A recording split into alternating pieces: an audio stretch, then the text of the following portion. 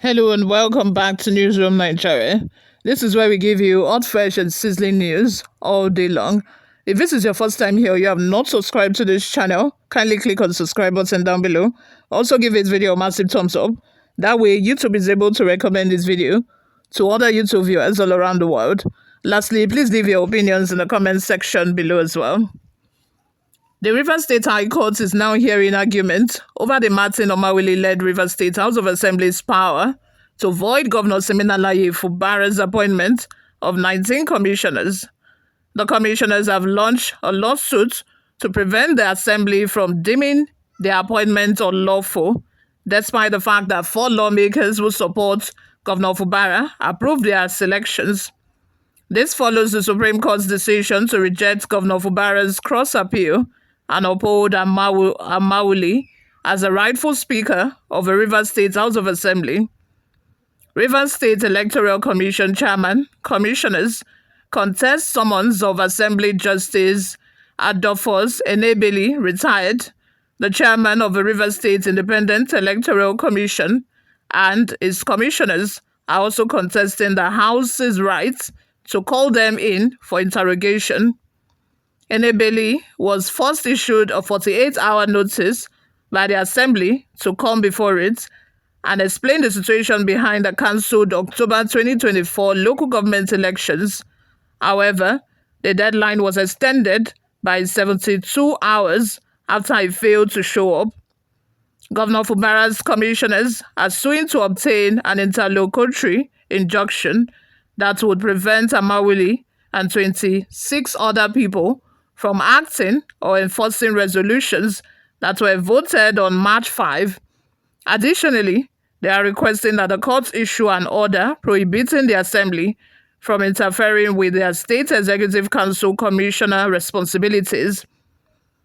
In a same vein, Justice Enebeli, retired, and his Rivers State Electoral Commission team are requesting that the courts prevent the Assembly from summoning them before it, stating that doing so would be illegal.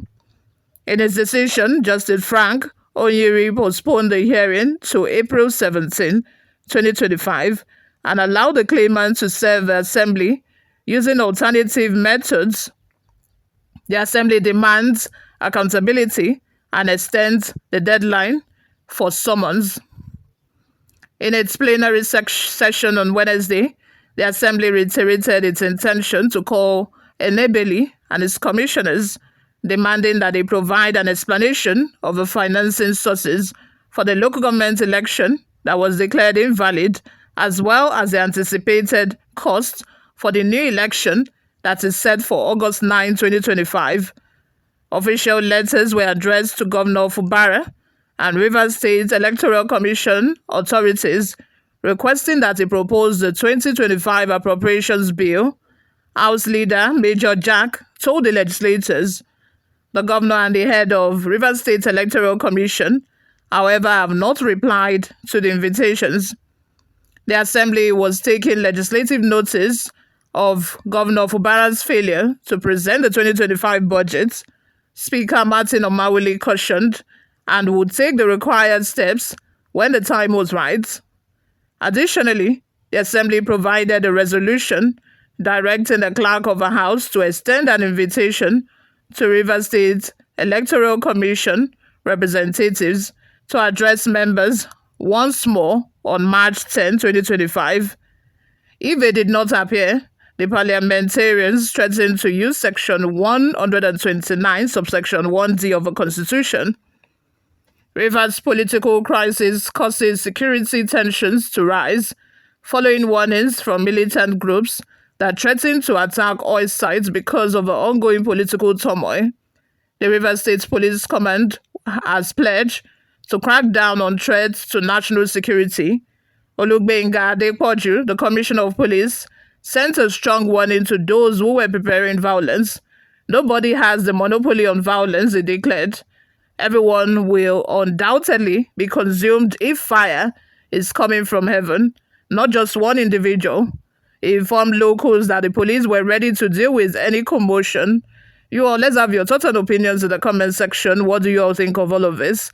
Before we go, guys, let's take a look at some of the reactions we got online.